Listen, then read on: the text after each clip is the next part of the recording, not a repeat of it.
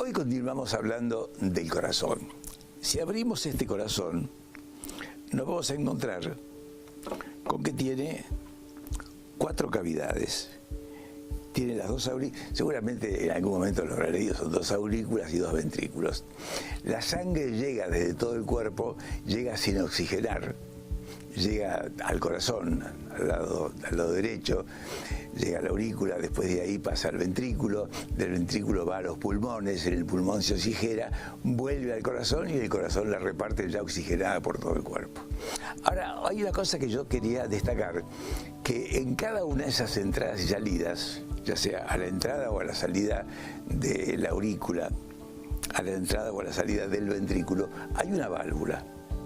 Hay una válvula y esa válvula es la que regula que pueda pasar la sangre, se abre en ese momento y después se cierra para que no pueda volver.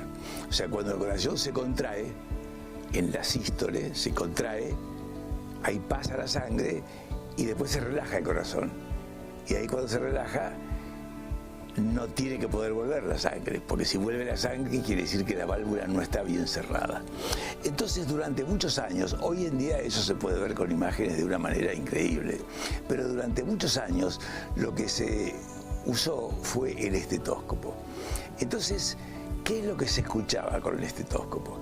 Lo que ustedes están escuchando en este momento. Esto que ustedes están escuchando ahora es un latido normal.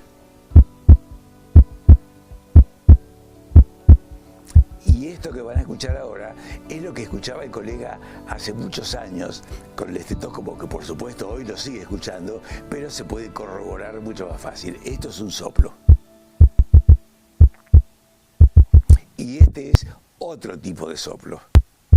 O sea, se llama soplo cuando la válvula que está a la salida de las cavidades del corazón o está o muy chiquita, muy estrecha y hace ruido cuando sale, o no se cierra suficientemente y la sangre vuelve a retornar, o las dos cosas. Acuérdese, si usted cuida su corazón le va a durar toda la vida, y si no también.